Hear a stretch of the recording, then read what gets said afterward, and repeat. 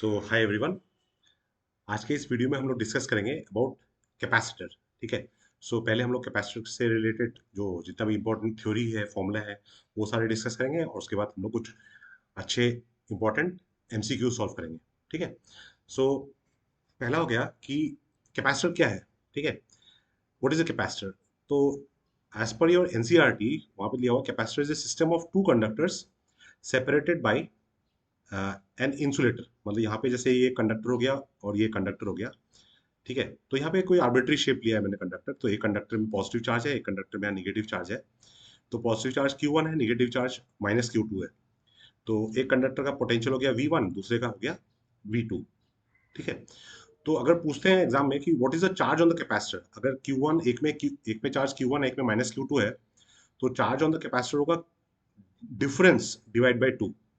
ठीक है। Difference divide by to. तो यहाँ पे जैसे कि सपोज कर लो कि अगर सिचुएशन ऐसा है कि एक कैपेसिटर है, इसमें +Q चार्ज है, दूसरे वाले कैपेसिटर में -Q चार्ज है। ठीक है। तो उस केस में हम लोग जो चार्ज होगा, जो नेट चार्ज होगा, उसको क्या लेंगे? Q minus minus Q divide by two. So that is equal to Q। ठीक है। ये तो सिंपल केस है जिसमें अगर दोनों में चार्ज मतलब सेम चार्ज है बट साइन अपोजिट है। ठीक है। बट अगर Q1 Q2 चार्ज दिया हो, एक में Q1 एक में -Q2, तो उस केस में चार्ज को ऐसे निकालना पड़ेगा। ठीक है। डिफरेंस सब्ट्रैक्ट करना और डिवाइड बाई टू करना। ठीक है। अच्छा, पोटेंशियल क्या होगा? अगर एक में पोटेंशियल V1 है, दूसरे में पोटेंशियल V2 है, तो जो पोटेंशियल डिफरेंस होगा ना, ठीक है, जो पोटेंशियल डिफरेंस होता है वही पोटेंशियल होता है, उस कैपेसिटर का पोटेंशियल होता है। ठीक है। दो प्लेट के बीच में जो पोटेंशियल डिफरेंस होगा वही कैपेसिटर का पोटेंशियल होता है। ठीक है।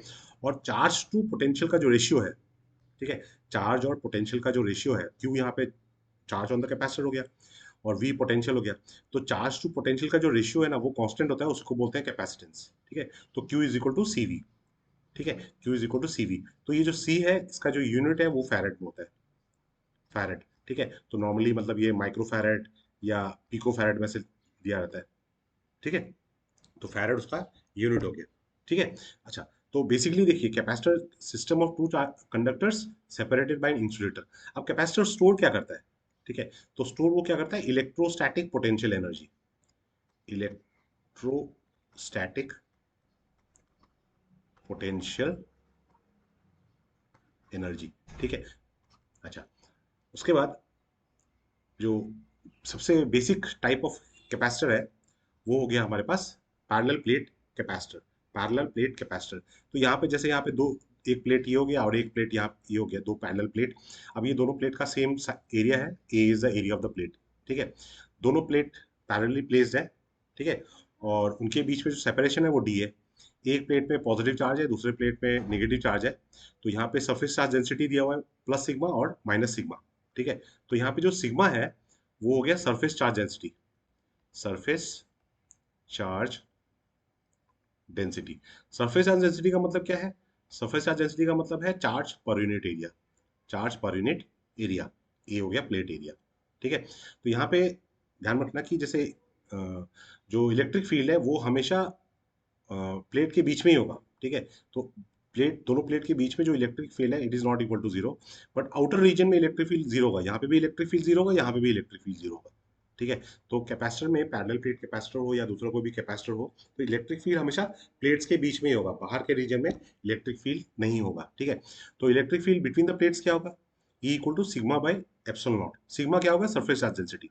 अगर पूछते हैं कैपेसिटेंस कितना होगा, तो कैपेसिटेंस हो गया C equal to A epsilon naught by D. ठीक है। अच्छा, यहाँ पे एक और चीज मैं बताना भूल गया कि जो ये जो Q is equal to C V जो रिलेशन है, इसमें जो C है ना, ये सी, ये सी क्यू और वी के ऊपर डिपेंड नहीं करेगा। ये सी डिपेंड करेगा कि कैपेसिटर का साइज कितना है, कैपेसिटर के प्लेट के बीच में सेपरेशन कितना है और मीडियम क्या है। ठीक है। यहाँ पे भी हमको भी नजर आ रहा है। तो यहाँ पे जो सी इक्वल टू हम लोग लिख रहे हैं ए एप्सिलॉन नॉट बाई डी, मतलब जो सी है वो ए के ऊपर डिपेंड है, प्लेट एरिया, वो प्लेट के बीच में डिस्टेंस कितना है, और वो epsilon not permittivity of free space.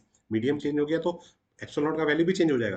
ठीक है। तो उन इन फैक्टर्स के ऊपर डिपेंड कर रहा है। मगर जो सी है वो, जो सी है वो वो Q और V के ऊपर डिपेंड नहीं करेगा, नहीं करेगा। ठीक है। Q और V के ऊपर डिपेंड नहीं करेगा। ठीक है। अच्छा, फिर आगे जैसे पैरेलल प्लेट कैपेसिटर है, उसके बीच में अगर एक डाइलेक्ट्रिक इंसर्ट कर दिया। ठीक है। तो यहाँ पे जैसे ये डायग्राम एक प्लेट हो गया, ये एक प्लेट हो गया, और बीच में आपका जो ये येलो कलर का बॉक्स जैसा दिया हुआ है, तो ये एक डाइलेक्ट्रिक स्लैब है। ठीक है, तो डाइलेक्ट्रिक स्लैब है, ये एक प्लेट है, ये एक प्लेट है, ये सिस्टम ऐसे है। ठीक है, तो यहाँ पे जो डाइलेक्ट्रिक स्लैब है उसका थिकनेस टी है, और दोनों प्लेट के बीच में जो सेपरेशन है वो डी है। ठीक है, प्लेट एरिया ए है, तो उस केस में आपका जो कैपेसिटेंस होगा C equal to A epsilon naught divide by D minus T plus T by K, D minus T plus T by K.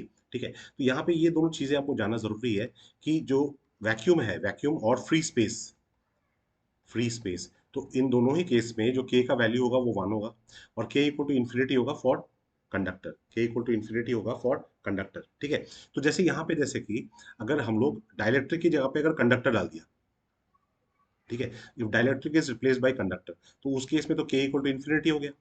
ठीक है, तो के इक्वल टू इन्फिनिटी हो गया तो टी बाई के टर्म तो जीरो हो गया। ठीक है, क्योंकि वन बाई इन्फिनिटी जीरो होता है, तो सी इक्वल टू कितना हो जाएगा, ए epsilon naught divide by D minus T, D minus T. ठीक है, तो मतलब अगर दोनों प्लेट के बीच में अगर ये डाइलेक्ट्रिक की जगह पे अगर कंडक्टर है, ठीक है, ऑफ थिकनेस टी, तो उस केस में जो कैपेसिटेंस होगा वो C is equal to A epsilon naught divide by D minus T होगा, डी माइनस टी होगा। ठीक है, और अगर मान लेते हैं कि जो डाइलेक्ट्रिक है वो पूरा स्पेस, ये जो डाइलेक्ट्रिक है, ठीक है, यहाँ पे जो ये डाइलेक्ट्रिक है, ये अगर ये पूरा स्पेस ऑक्यूपाई कर रहा है, दोनों प्लेट के बीच में पूरा स्पेस ऑक्यूपाई कर रहा है, ठीक है, तो उस केस में आपका टी इक्वल टू डी हो जाएगा, टी इक्वल टू डी हो जाएगा। तो यहाँ पे टी इक्वल टू डी लेंगे तो ये दोनों टर्म, यहाँ पे ये दोनों टर्म कैंसिल हो जाएंगे, तो सी इक्वल टू आप क्या लिखेंगे, ए epsilon naught divide by D by के, सो इज इक्वल टू के times A epsilon naught divide by D. ठीक है, तो कैपेसिटेंस जो पहले वाला केस था, ठीक है, जो पैरेलल प्लेट कैपेसिटर हम लोगों ने पहले लिया था, उस केस में कैपेसिटेंस था C equal to A epsilon naught by D, और पूरा स्पेस अगर डायलेक्ट्रिक ने ले लिया तो के टाइम्स कैपेसिटेंस इंक्रीज हो जाएगा, के टाइम्स कैपेसिटेंस इंक्रीज हो जाएगा। ठीक है, अच्छा, फिर एनर्जी स्टोर्ड इन कैपेसिटर, इसका एक्सप्रेशन क्या होगा, इसका एक्सप्रेशन हम लोग तीन तरीके से लिख सकते हैं। या तो हम लोग लिखें यू हो गया, ये जो यू यहाँ पे सिंबल है, एनर्जी ऑफ द कैपेसिटर, इसको पोटेंशियल एनर्जी भी बोलते हैं। ठीक है, क्योंकि जो कैपेसिटर में जो एनर्जी स्टोर हुआ है वो इलेक्ट्रोस्टैटिक पोटेंशियल एनर्जी के फॉर्म में हुआ है, इलेक्ट्रोस्टैटिक पोटेंशियल एनर्जी। ठीक है, तो capital U is the symbol for electrostatic potential energy, तो यू इक्वल टू हो गया हाफ सी वी स्क्वायर, ठीक है, is equal to Q square by twice C, और या फिर equal to Q, half Q V. ठीक है, तो ये आपका स्प्रिंग में आप लोगों ने जैसे पोटेंशियल एनर्जी का एक्सप्रेशन लिखा था उसी तरह से है, जैसे स्प्रिंग के केस में हम लोग लिखते हैं ना, half K X square is equal to F square by twice K is equal to half F X. ठीक है, देखने में थोड़ा वैसे ही लग रहा है। ठीक है, ये स्प्रिंग का केस का पोटेंशियल एनर्जी था। फिर एनर्जी डेंसिटी, एनर्जी डेंसिटी का मतलब हो गया energy per unit volume, energy per unit volume, energy per unit volume. ठीक है, अच्छा, ये जो भी चीज़ मैं डिस्कस कर रहा हूँ ये पीडीएफ फॉर्म में रहेगा, ये डिस्क्रिप्शन में लिंक रहेगा, आप उसको डाउनलोड कर सकते हैं। ठीक है, तो energy density, energy per unit volume, तो इसको दो तरीके से लिखते हैं। एनर्जी डेंसिटी का सिंबल हो गया स्मॉल यू, तो half epsilon not V square by d square, V हो गया potential difference between the plates, d हो गया प्लेट के बीच में जो डिस्टेंस है, और या फिर लिख सकते हैं half epsilon not E square. अब ये जो ई है देखिए, ये E is equal to V by d है, तो यहाँ पे जो V square by d square था उसी को हम लोगों ने ई स्क्वायर लिख लिया, E strength of the electric field हो गया। ठीक है, अच्छा, नेक्स्ट है effect of insertion of dielectric, insertion of dielectric मतलब दो, जो कैपेसिटर का प्लेट है, दो प्लेट हैं, उनके बीच में अगर एक डाइलेक्ट्रिक डाल देते हैं तो उसका क्या इफेक्ट होता है। ठीक है, तो यहाँ पे पहला पहला केस हम लोग डिस्कस कर रहे हैं, bat, battery, battery remains connected, battery remains connected, मतलब क्या है कि आपका यहाँ पे एक बैटरी है, ठीक है, यहाँ पे ये बैटरी लगाया है, और ये आपका कैपेसिटर है। ठीक है, बैटरी और कैपेसिटर है, और बैटरी और कैपेसिटर आपका मतलब बैटरी उसके साथ लगा हुआ है, और आपने डायलेक्ट्रिक यहाँ पे डाल दिया, यहाँ पे डायलेक्ट्रिक डाल दिया, बैटरी को अगर रिमूव नहीं किया है, बैटरी को रिमूव नहीं किया है, बैटरी को रिमूव नहीं किया है। ठीक है, तो जो पहला केस है, पहला केस है उसमें क्या है देखिए, कि जब आपने बैटरी लगाया कैपेसिटर के साथ, तो जो कैपेसिटेंस हो गया, कैपेसिटेंस वो क्या हो गया, ए एप्सिलॉन नॉट बाई डी। ठीक है, सी नॉट लिया है, चार्ज ऑन द कैपेसिटर क्या हो जाएगा, सी नॉट वी नॉट। ठीक है, potential energy of the capacitor क्या हो गया, half C not V nought square. Electric field between the plates हो गया वी नॉट बाई डी। ठीक है, V nought potential difference between the plates है, तो is equal to Q nought A eps divide by A epsilon. अब आपने क्या किया, यहाँ पे आपने बीच में दोनों कैपेसिटर के प्लेट के बीच में आपने डायलेक्ट्रिक डाल दिया, तो डायलेक्ट्रिक डालने के बाद क्या चेंज होगा, ऑब्वियसली कैपेसिटेंस चेंज होगा, तो जो कैपेसिटेंस है अब वो के टाइम्स आ गया। ठीक है, यहाँ पे जो एक्सप्रेशन था वहां से ये कैसे आया, के टाइम्स आ गया। अब कैपेसिटेंस जैसे ही चेंज हो गया तो देखिए Q is equal to C V होता है, Q is equal to C V होता है। ठीक है, Q is equal to C V होता है। तो अब कैपेसिटेंस अगर चेंज हुआ है तो आपका ऑब्वियसली चार्ज भी चेंज होगा, तो चार्ज आपका के टाइम्स इंक्रीज हो गया। ठीक है, जो सी है वो के टाइम्स सी नॉट है। ठीक है, तो इसका मतलब आपका जो चार्ज है वो के टाइम्स इंक्रीज हो गया। चार्ज अगर इंक्रीज हो गया तो मतलब अब देखिए इसका मतलब क्या है, डायलेक्ट्रिक जब आप लगाएंगे तो यहाँ से बैटरी आपको एक्स्ट्रा चार्ज सप्लाई करेगा, बैटरी आपको एक्स्ट्रा चार्ज सप्लाई करेगा। ठीक है, such that the charge becomes के क्यू नॉट। पहले चार्ज क्यू नॉट था, अब चार्ज हो गया के क्यू नॉट। ठीक है, तो एक्स्ट्रा चार्ज कितना आया, के Q not minus Q not, ये एक्स्ट्रा चार्ज आया है कि नहीं। अच्छा, पोटेंशियल एनर्जी सिमिलरली इंक्रीज हो जाएगा के टाइम्स। इलेक्ट्रिक फील्ड में कोई चेंज नहीं होगा, इलेक्ट्रिक फील्ड में कोई चेंज नहीं होगा। क्यों चेंज नहीं हुआ, क्योंकि देखिए जब बैटरी को आपने कनेक्ट करके रखा है, बैटरी रिमेन्स कनेक्टेड का मतलब क्या है कि जो पोटेंशियल है वो कांस्टेंट है, वो पोटेंशियल जो है वो कांस्टेंट है, पोटेंशियल में कोई चेंज नहीं होगा। तो पोटेंशियल डिफरेंस चेंज नहीं होगा तो इलेक्ट्रिक फील्ड भी चेंज नहीं होगा, तो E naught equal to V not by D. तो ई नॉट जो इनिशियल इलेक्ट्रिक फील्ड था वो वी नॉट बाई डी था, अभी जो इलेक्ट्रिक फील्ड लिया है वो भी वी नॉट बाई डी ही होगा। तो इलेक्ट्रिक फील्ड में कोई चीज चेंज नहीं होगा। बाकी आपका कैपेसिटेंस चेंज हो गया, कैपेसिटेंस चेंज हो गया, चार्ज चेंज हो गया, पोटेंशियल एनर्जी चेंज हो गया। ठीक है, अच्छा ये केस कब है, जब battery remains connected. Next case है कि आपने बैटरी को डिस्कनेक्ट किया है, बैटरी डिस्कनेक्ट किया है, बैटरी यहाँ से रिमूव कर दिया है और आप यहाँ पे आपने डायलेक्ट्रिक इंसर्ट कर दिया है। तो बैटरी अगर डिस्कनेक्ट कर दिया तो क्या कंजर्व होगा, इस केस में चार्ज कंजर्व होगा, तो क्यू नॉट इज कांस्टेंट, क्योंकि बैटरी ने तो चार्ज अपना दे दिया, उसके बाद चार्ज, चार्ज तो कंजर्व क्वांटिटी है, बैटरी ने एक बार चार्ज दे दिया तो वो चार्ज तो आप गायब नहीं हो सकता ना, तो वो चार्ज रह जाएगा। तो इसलिए आपका जो कैपेसिटेंस है, अच्छा कैपेसिटेंस तो देखिए कैपेसिटेंस नेचर ऑफ मीडियम को डिपेंड करता है, मीडियम चेंज हो रहा है, डायलेक्ट्रिक इंसर्ट कर रहे हैं तो कैपेसिटेंस के टाइम्स आ गया। ठीक है, चार्ज चेंज नहीं होगा। अब देखिए चार्ज अगर चेंज नहीं होगा तो अभी जो चार्ज है क्यू, पहले कितना चार्ज था क्यू नॉट, तो क्यू क्या है, क्यू इज इक्वल टू, वैसे जनरल फॉर्मूला क्या है, Q is equal to C V. Capacitance change हो रहा है, कैपेसिटी के, कैपेसिटेंस जो है के टाइम सी नॉट हो गया, तो इसलिए के C not we, potential change हो गया। और यहाँ पे आपका जो पहले जो चार्ज था क्यू नॉट वो क्या था, C nought into V nought. मगर Q is equal to Q nought होना चाहिए, क्यों, क्योंकि charge is conserve quantity, battery disconnect किया है तो अभी तो एक्स्ट्रा चार्ज आने के लिए कोई सोर्स नहीं है, चार्ज को जाने के लिए भी कुछ जगह नहीं है। तो K C not V is equal to C not V naught, तो V is equal to V not by K. मतलब अभी जो पोटेंशियल है V is equal to V not by K, इसका मतलब क्या है, पोटेंशियल आपका डिक्रीज हो गया है। ठीक है, पोटेंशियल एनर्जी क्या होता है, पोटेंशियल एनर्जी का formula half C V square, तो सी जो है वो के सी नॉट है, वी जो है वो वी नॉट बाई के, तो इसका मतलब पोटेंशियल एनर्जी क्या हो जाएगा, यू नॉट बाई के, पोटेंशियल एनर्जी भी डिक्रीज हो गया। ठीक है, सिमिलरली इलेक्ट्रिक फील्ड भी डिक्रीज हो जाएगा, इलेक्ट्रिक फील्ड हो जाएगा ई नॉट बाई के, ई नॉट बाई के। ठीक है, अच्छा फिर आ गया हम लोग पैरेलल प्लेट जो है उनके बीच में, देखिए एक प्लेट में पॉजिटिव चार्ज है, एक प्लेट में निगेटिव चार्ज है। ठीक है, यहाँ पे आपका पॉजिटिव पॉजिटिव चार्ज है, दूसरी प्लेट में निगेटिव चार्ज है, तो इनके बीच में ऑब्वियसली फोर्स ऑफ अट्रैक्शन होगा। तो फोर्स ऑफ अट्रैक्शन वो कितना होगा, F is equal to half times Q E, half Q E. ठीक है, और उसको ई को अगर रिप्लेस कर दें तो इसको हम लोग लिखते हैं Q square by two A epsilon naught, Q square by two A epsilon not. E is equal to आपका क्या है, सिग्मा बाय एप्सिलॉन नॉट। ठीक है, और सिग्मा क्या है, क्यू बाई ए, तो Q by A epsilon not. ठीक है, यहाँ पे क्यू आपका कैपिटल क्यू लिया है, तो Q by A epsilon naught, तो इसको यहाँ पे अगर सब्स्टिट्यूट करेंगे तो आपका ये आएगा Q square by twice A epsilon not. ठीक है, तो ये हो गया आपका force between the plates, force between the plates. ठीक है, फिर आगे ग्रुपिंग ऑफ कैपेसिटर्स।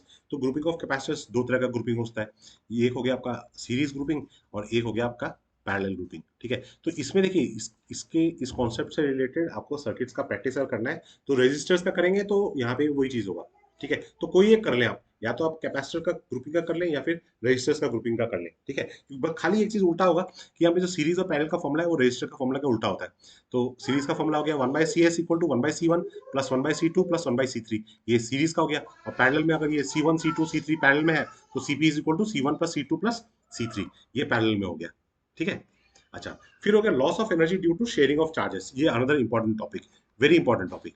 मतलब यहाँ पे एक कैपेसिटर है उसको बैटरी के साथ कनेक्ट किया, दूसरा एक कैपेसिटर है उसको दूसरे एक बैटरी के साथ कनेक्ट किया।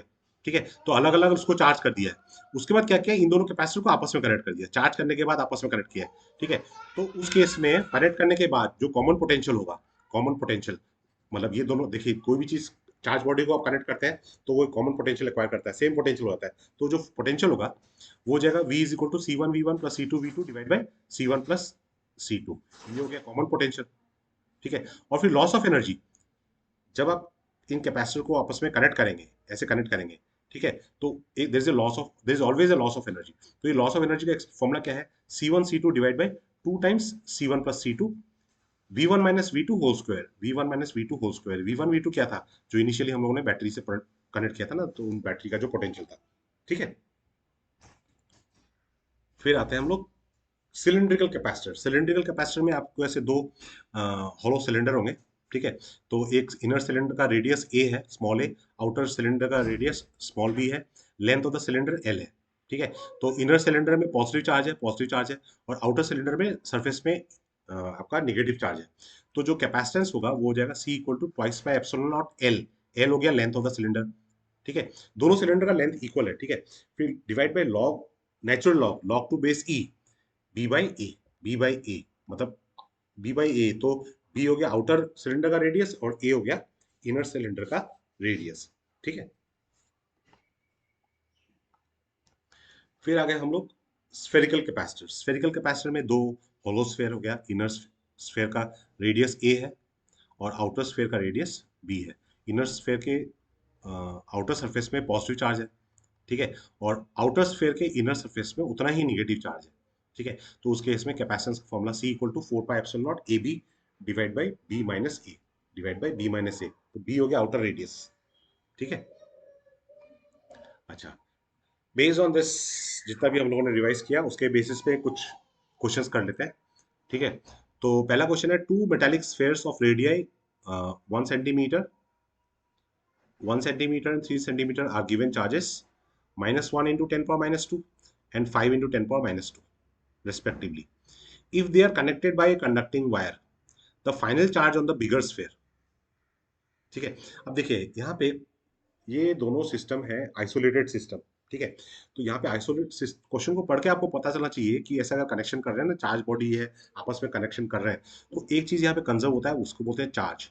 चार्ज हमेशा कंजर्व होगा, चार्ज इज कंजर्व्ड।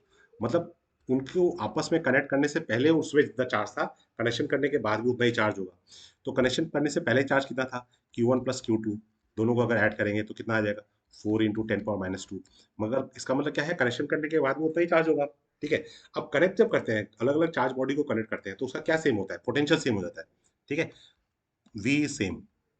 तो V अगर सेम है तो स्फेयर का पोटेंशियल का फॉर्मूला था V equal to 1/4 pi epsilon naught Q by R. ठीक है, तो देखो यहाँ पे हमको ये 4 बाई एप्सिलॉन नॉट का तो चिंता करने का जरूरत नहीं है। ठीक है, दोनों का तो सेम ही होगा। तो अगर V1 इक्वल टू V2 बोल रहा हूँ, V1 is equal to V2 बोल रहा हूँ, तो इसका मतलब Q1 dash by R1 is equal to Q2 dash by R2। मतलब Q1 dash Q2 dash connection करने के बाद जो उनमें चार्ज हुआ। ठीक है, तो इसका मतलब Q1 dash by R1, R1 हो गया, पहले का रेडियस कितना था? 1 सेंटीमीटर। सेंटीमीटर रहने दो, उसको मीटर में कन्वर्ट करने का जरूरत नहीं है। ठीक है, Q2 डैश बाई R2 कितना है? 3 है। तो इसका मतलब Q2 dash is equal to 3 times Q1 dash.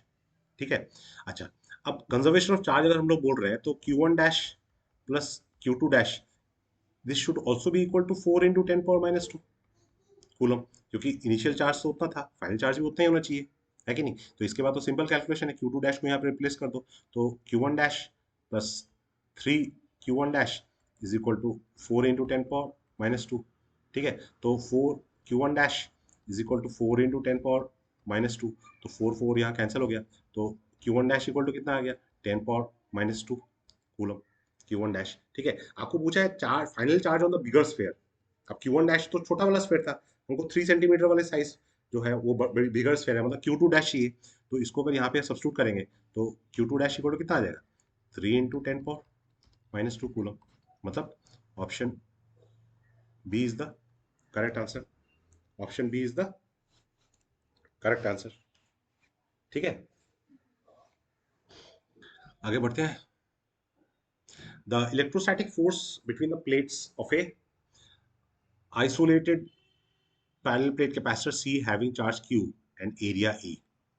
ठीक है, अब देखिए यहाँ पे हम लोगों ने फोर्स बिटवीन द प्लेट्स पढ़ा था। F is equal to half Q E, है कि नहीं?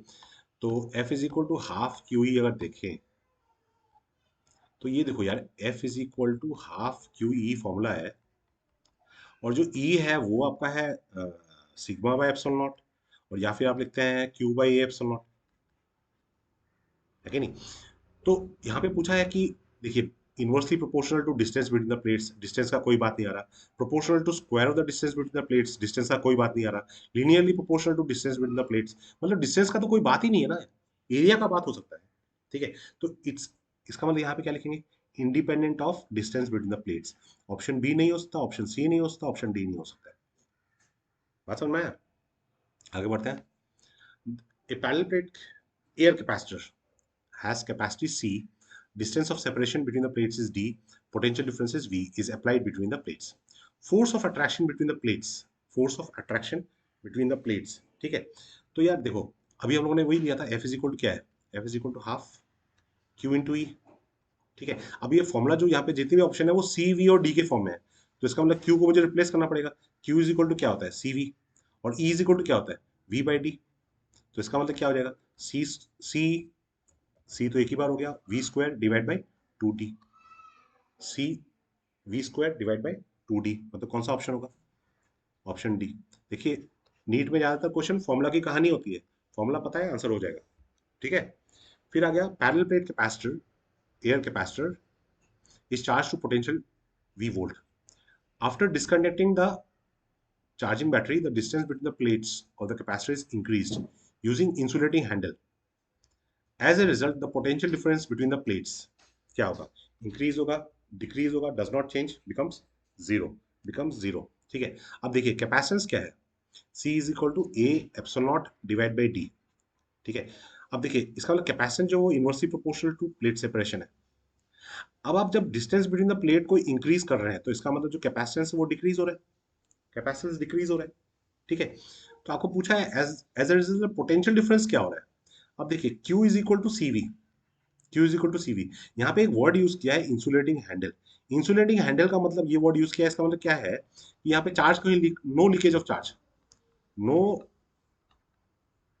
Leakage of charge, charge leak नहीं हो रहा है, तो इसका मतलब क्या है कि जो चार्ज है वो कांस्टेंट है, चार्ज कांस्टेंट है, मतलब ये जो टर्म है ये टर्म हो गया कांस्टेंट, ये टर्म। अच्छा, सी क्या हो रहा है, सी तो डिक्रीज हो रहा है, सी डिक्रीज हो रहा है, इसका मतलब पोटेंशियल क्या होगा, इंक्रीज होगा, तभी तो प्रोडक्ट प्रोडक्ट कांस्टेंट होगा, तो इसका मतलब potential difference between the plates क्या होगा, it will increase, potential difference will increase. ठीक है, आई होप आपको ये समझ में आ गया होगा। आगे बढ़ते हैं। The capacitance of A parallel plate capacitor with air medium is 6 microfarad, with introduction of dielectric medium the capacitance becomes 30 microfarad, the permittivity of the medium। ठीक है, अब देखिए C वैक्यूम है 6 माइक्रोफैरड, C मीडियम है 30 microfarad. ठीक है, हमको पता है C मीडियम जो होता है वो K टाइम्स C वैक्यूम होता है, तो इसका मतलब K जो हो जाएगा वो आपका 30 divide by 6, so that is equal to 5। हमको पूछा है परमिटिविटी ऑफ द मीडियम, तो K is also equal to epsilon by epsilon naught, तो इसका मतलब एप्सिलॉन इक्वल टू क्या हो जाएगा, 5 times epsilon not, where epsilon is the permittivity of the medium. So 5 times 8.85, 8.85 into 10 power minus 12, 8.85 10 power minus 12, तो इसको अगर सिंप्लीफाई करोगे तो आपका पास कितना आएगा, 0.44 into 10 power minus 10 coulomb square पर न्यूटन मीटर स्क्वायर। ठीक है, मतलब इतना मल्टीप्लाई करने का जरूरत ही नहीं है, मतलब 5 इंटू 8 40 के आसपास दिख ही रहा है, तो उसके आसपास का ऑप्शन, ओहो नहीं, मगर हमको पावर भी दिखना है ना, एक ऑप्शन ये भी है। ठीक है, तो करेक्ट ऑप्शन हमको ध्यान से ही कैलकुलेशन करना पड़ेगा, नहीं तो गलती हो सकता है। ठीक है, तो आपका option C is the correct answer.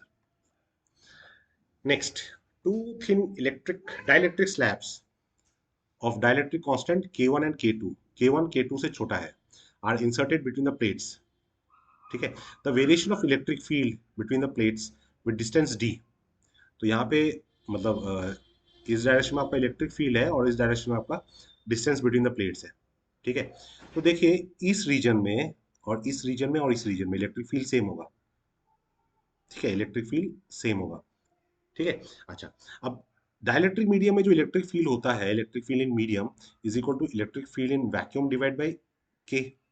तो मतलब अब जो देखिए, तो के जो है वो तो वन से बड़ा है डेफिनेटली।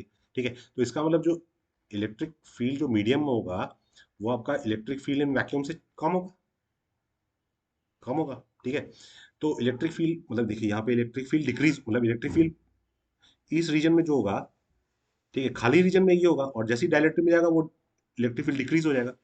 ठीक है, और फिर वो इंक्रीज होगा, और फिर वो डायलेक्ट्रिक मीडियम में डिक्रीज होगा। ठीक है, और फिर वो इस वाले मीडियम है, तो यहाँ पे जो एयर मीडियम है फिर वो, तो ये जो लेवल है यहाँ पे देखिए, ये लेवल, ये लेवल और ये लेवल, ये मतलब जो आपका फ्री स्पेस है, और ये जो है ये वाला पार्ट है वो जो डायलेक्ट्रिक के अंदर है। ठीक है, बट यहाँ पे देखिए और एक चीज बोला है कि जो K2 है वो K1 से बड़ा है। K2 जो है वो K1 से बड़ा है, तो K जितना बड़ा होगा इलेक्ट्रिक फील्ड उतना कम होगा। तो मतलब ये वाला मीडियम है, सेकेंड वाला डायलेक्ट्रिक मीडियम है, वहां पे इलेक्ट्रिक फील्ड का वैल्यू और डिक्रीज होगा। तो ये ऑप्शन सी में देखिए यही हो रहा है कि ये फ्री स्पेस में डायलेक्ट्रिक है, फिर आपका डायलेक्ट फ्री स्पेस में इलेक्ट्रिक फील्ड है, फिर आपका इलेक्ट्रिक फील्ड यहाँ पे डिक्रीज हो गया, फिर आपका ऊपर गया, खाली स्पेस में आया, फिर अब जो डिक्रीज होगा ये जो लेवल है वो इसके भी नीचे होगा, है कि नहीं? ये जो लेवल है, ये लेवल इसके नीचे है। ठीक है, तो इसका मतलब ऑप्शन कौन सा ऑप्शन करेक्ट होगा? ऑप्शन सी करेक्ट आंसर है। Option C is the correct answer. ठीक है, के जितना इंक्रीज हो, बेसिक चीज आपको देखना है कि यहाँ पे जो के है वो K2 है, यहाँ पे जो के है वो K1 है। जो K2 है वो K2 जो है वो K1 से बड़ा है, तो इसका मतलब यहाँ पे जो इलेक्ट्रिक फील्ड E2 होगा वो E1 से छोटा होगा, इसलिए नीचे आ रहा है। ठीक है ना? Three capacitors each of capacitance C, each of capacitance C, breakdown voltage V are joined in series. The capacitance and the breakdown voltage. ठीक है, तो यार देखो तीन कैपेसिटर है, सीरीज में है, सी सी सी, सीरीज में है, तो इक्विवेलेंट कैपेसिटेंस कितना होना चाहिए? C/3, मतलब 1/C plus 1/C plus 1/C, this is equal to 1/C equivalent. तो इसका मतलब सी इक्विवेलेंट जो होगा वो C/3 होगा। तो C/3 आपके दो ऑप्शन में है, यहाँ पे भी C/3 है, यहाँ पे भी C/3 है। अब यहाँ पे पोटेंशियल वी है, यहाँ पे पोटेंशियल वी है, यहाँ पे पोटेंशियल वी है, तो टोटल पोटेंशियल क्या होगा? 3V होगा। तो मतलब 3V किसमें है? इसमें है, तो इसका मतलब option B is the correct answer. Option B is the correct answer. ठीक है, in network of four capacitors of capacity equal to, तो C1 इज इक्वल टू सी है, C2 is equal to 2C है, C3 is equal to 3C है, और C4 is equal to 4C है। ये V volt potential. The ratio of charges on C2 and C4। ठीक है, अब देखिए यहाँ पे इसको, यहाँ पे जो पोटेंशियल डिफरेंस होगा ना इन दोनों टर्मिनल्स के बीच में, टर्मिनल ए और टर्मिनल बी के बीच में जो पोटेंशियल डिफरेंस होगा वो कितना होगा? V A B is equal to V होगा। ठीक है, अब ये पोटेंशियल C4 को मिल रहा है, C4 को मिल रहा है, तो इसका मतलब चार्ज जो होगा वो C4 में कितना होगा? QC4, charge equal to potential, charge capacitance into potential, so that is equal to 4CV, 4CV। ठीक है, अच्छा, अब ये जो ऊपर के तीन कैपेसिटर है ना, C1 C2 C3, ये तो सीरीज में है, सीरीज में, तो उनका जो इक्विवेलेंट कैपेसिटेंस होगा सी ई क्यू, वो कितना होगा? 1/C plus 1/2C plus 1/3C। ठीक है, सो ये एलसीएम लेंगे तो कितना होगा? 6C हो गया, फिर यहाँ पे 6 प्लस 3 प्लस 2, तो 6 3 9 11, तो मतलब C equivalent is equal to 6C/11, 6C/11। ठीक है, तो अब देखिए ये जो तीनों हैं ये तो तीनों सीरीज में है, जो C1 C2 C3 है तो सीरीज में है, तो सीरीज में तो चार्ज सेम आएगा। ठीक है, तो चार्ज कितना आएगा? Charge is equal to C equal कितना हो गया? 6C/11, कैपेसिटेंस इंटू पोटेंशियल, उनको पोटेंशियल कितना मिल रहा है? वी मिल रहा है, तो इसका मतलब 6CV/11। ठीक है, अब तीनों अगर सीरीज में देखो तो टोटल चार्ज जो होगा वो इंडिविजुअली उनको हर किसी को एक ही सेम चार्ज ही मिलने वाला है। कितना मिलने वाला है? 6CV/11। ठीक है, तो इसका मतलब जो QC2 कैपेसिटर C2 है उसमें भी यही चार्ज आएगा।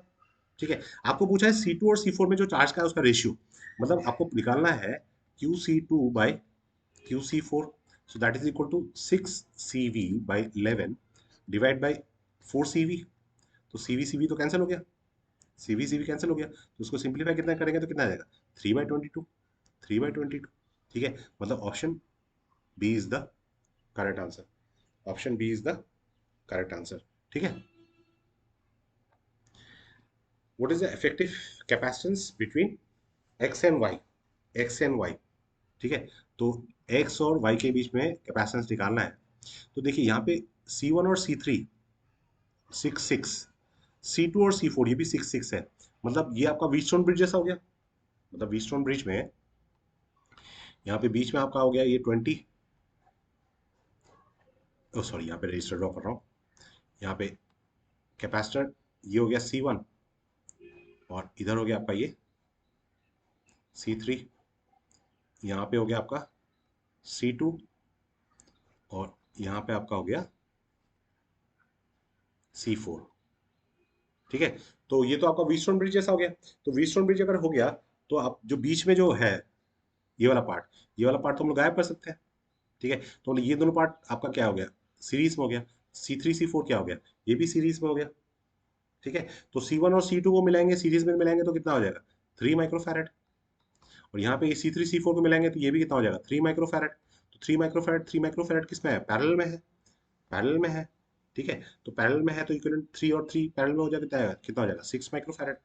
तो आंसर कितना हो जाएगा, ऑप्शन डी, ठीक है। सो नेक्स्ट क्वेश्चन है आपका कि two identical capacitors C1 and C2 of equal capacitance are connected as shown in the circuit. Terminals A and B of the key are connected to charge the capacitor C1. तो सी देखिए ए और B को connect किया और C1 को charge कर दिया।